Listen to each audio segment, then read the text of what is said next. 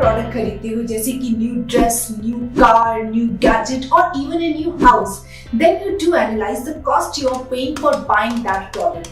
Do you do the same when buying a mutual fund? I'm sure many of you don't do that. So in today's video, I'm going to tell you about analyzing the cost you are paying when buying a new mutual fund product. I'm Aparajita, a certified financial planner and a financial journalist. But before we start today's video, don't forget to subscribe to our YouTube channel and hit the bell icon so that you keep receiving new notifications.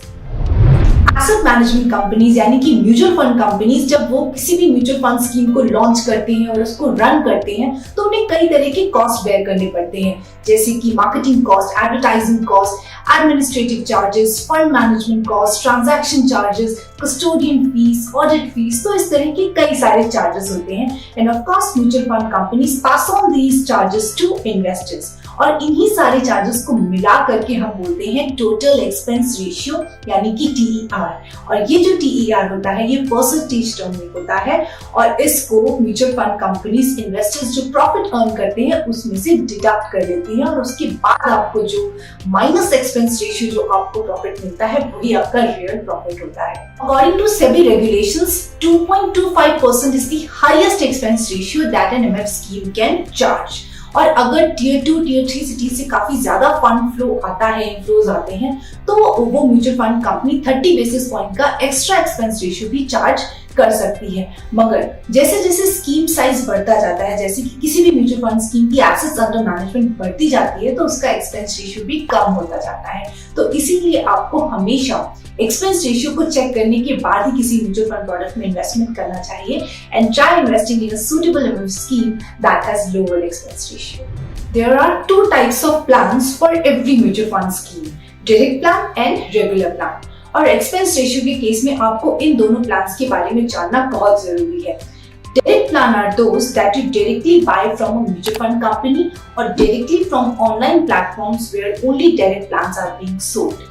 तो direct plans के case में mutual fund company के लिए जो marketing cost है या advertising cost है या एडमिनिस्ट्रेटिव चार्जेस है ये सब काफी हद तक कम हो जाते हैं और इसीलिए डायरेक्ट प्लान्स में एक्सपेंस रेशियो कंपैरेटिवली लोअर होता है। और अगर हम रेगुलर प्लान्स की बात करें then regular plans you buy from a distributor और ये डिस्ट्रीब्यूटर कोई एक इंडिविजुअल भी हो सकता है या आपका बैंक भी डिस्ट्रीब्यूटर है, broking firms and also those online platforms which work as mutual fund distributors.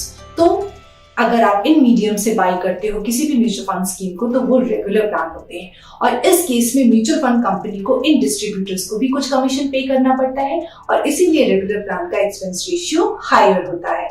अगर हम निफ्टी इंडेक्स फंड की बात करें तो निफ्टी इंडेक्स फंड के डायरेक्ट प्लान का जो एक्सपेंस रेशियो है वो अगर आप चेक करो तो that would be less than 0.5% for different mutual fund companies और अगर आप उसके रेगुलर प्लान को चेक करोगे तो उसका एक्सपेंस रेशियो 1% या 1.5% से भी ज्यादा हो सकता है। So in many cases the difference in expense ratio for direct plan and regular plan could be more than 1% also. अब आप कहोगे कि 1% हायर कमीशन तो कुछ बहुत ज्यादा नहीं है।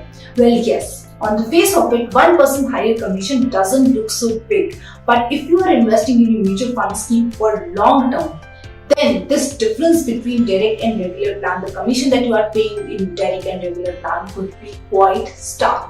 So assume that you are investing 1 lakh rupees in a direct plan and 1 lakh rupees in a regular plan. तो अब आप अपनी स्क्रीन पर एक टेबल देख सकते हो जहाँ पे आप देख सकते हो कि if you are investing 1 lakh lump sum in direct and regular plan, then how much difference you are gonna, how much extra you will pay when you will be investing in a regular plan of a mutual fund scheme. तो अगर आप 20 साल के लिए invest करते हो for 20 years, then this difference could be 1.5 lakh rupees, and if you are investing for 30 years, then it will be 7 lakh, and if you hold your mutual fund scheme for good 40 years, then the difference could be as big as 28 lakh rupees.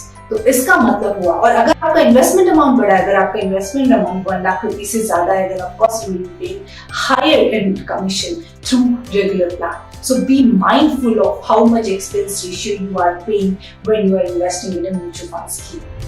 I hope आपको आज का video काफी informative लगा होगा, और अगर आपकी कोई स्पेसिफिक क्वेरी है एक्सपेंस रेशियो से related, then do shoot those in the comments below. Personal finance और इन्वेस्टमेंट से जुड़ी बातों को समझने और एक समझदार इन्वेस्टर बनने के लिए subscribe to Kubera YouTube channel. Kubera, your safe space to invest. Download the app from the link shared in the video description. I'll see you soon with another informative video next week. Till then, stay safe and stay smart.